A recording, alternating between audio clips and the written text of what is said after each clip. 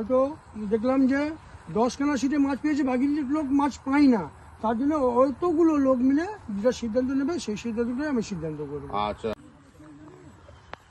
ভিউয়ার্সগণ, আশা করি সকলে ভালো আছেন। ইতিপূর্বে আপনাদের একটি ভিডিও দেওয়া হয়েছিল, একটি পুকুরের ভিডিও। পুকুরটি কবে খুলছে যাবতীয় তথ্য এবং নিয়মাবলী দেওয়া হয়েছিল। সেই পুকুরে আজকের আমি এসছি, পুকুরটা দেখতে এসছি, আবার কিভাবে সিট তৈরি করছে, কতটা গ্যাপ আছে।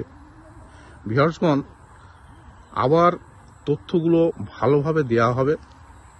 এছাড়া পুকুর কর্তৃপক্ষ এখানে এসেছেন, ওনার সাথে আরও আমরা বিস্তারিতভাবে কথাবার্তা বলে নেব, ওনার থেকে আমরা জেনে নেব।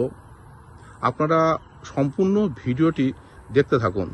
ভিউয়ার্সগণ, এই পুকুরটি হলো আমতলা গন্ধবাদুলি জিএম ভিলা পাস পুকুর।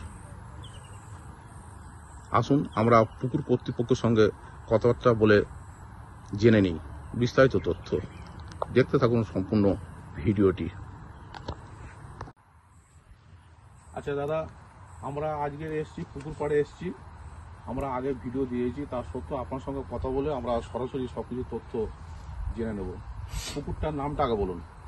এটা আমতলা বারাইপুর রোডের মধ্যে জিএম ভিলা পাস পুকুর। আচ্ছা, আমতলা গন্ধবাদুলি জিএম ভিলা পাস পুকুর। হ্যাঁ, আচ্ছা, এটা পুকুরটা নেটে মারলে হ্যাঁ পুরো আপনাকে পুকুর দেখিয়ে দেবে। আচ্ছা, পুকুরটা কবে ওপেনিং হবে?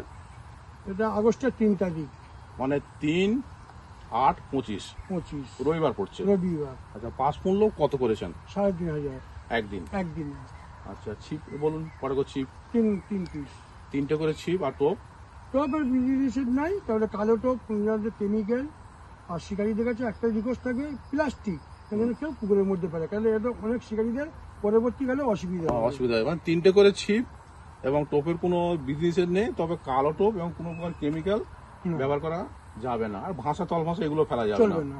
আচ্ছা ঠিক আছে, এইবারে যে বিষয়টা শিকারীরা সব থেকে বেশি জানতে চায় যে মাছের বিষয়। প্রথমে আসুন, যে কাতলা মাছ কিরাম আছে?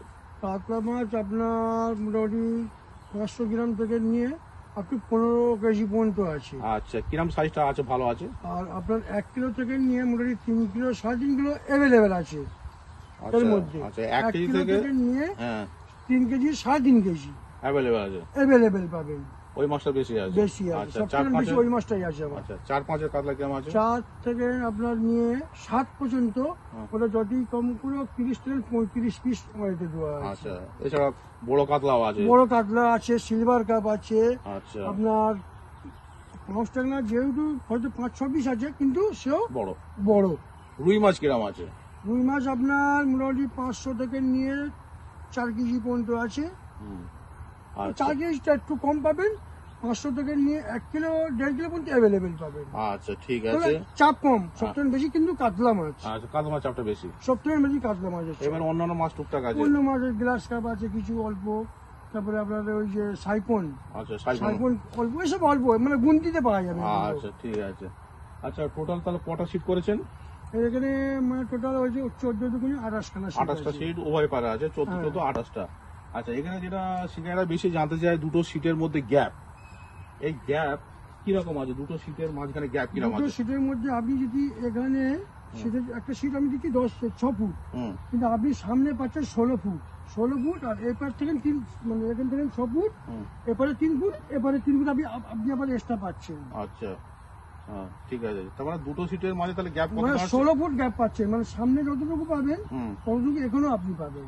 16 ফুট গ্যাপ দিয়েছি আমি। আচ্ছা, দুটো সিটের মাঝখানে? হ্যাঁ, দুটো সিটের মাঝখানে 16 ফুট গ্যাপ। যে শিকারীরা আসুক, একজনের সঙ্গে একটা মাছ, বড় মাছ করলে তার জন্য কার কোনো অসুবিধে হয় না। কোনো জায়গায় হয়তো একটু কম আছে, মোটামুটি গ্যাপ ভালোই রাখা আছে। গ্যাপ রেখেছি আমি, ফিতে মেপে রেখেছি, কারণ আমি নিজে মেপেছি। আমি অন্য কাউকে দিয়ে করালে সেটা আমি বলতে পারবো, নিজে আমি করছি তো, আমি নিজে এইসব কাজগুলো আমি নিজে করছি।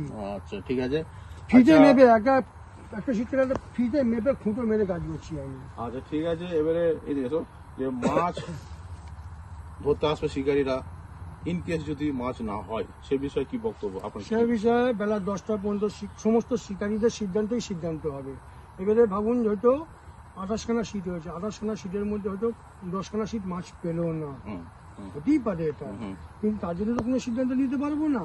আচ্ছা, এবারে হয়তো দেখলাম যে 10খানা সিটে মাছ পেয়েছে, বাকি লোক মাছ পাই না, তার জন্য অতগুলো লোক মিলে যেটা সিদ্ধান্ত নেবে সেই সিদ্ধান্তটাই আমি সিদ্ধান্ত করবো। আচ্ছা, মানে বলতে চাইছেন যে যে অধিকাংশ সিটে যদি মাছ না হয় সকাল 10টার মধ্যে, তাহলে শিকারীরা বসে যে সিদ্ধান্ত নেবেন সেটাই আপনি মেনে সেটাই নেবেন। আমার সিদ্ধান্ত, কারণ ওনাদের নেই আমি ঠিক আছে, ওনাদের নেই তো কাজ। হ্যাঁ, এবার যদি অর্ধেক বা তার বেশি সিটে মাছ হয় তাহলে সেক্ষেত্রে আর কিছু করার নেই।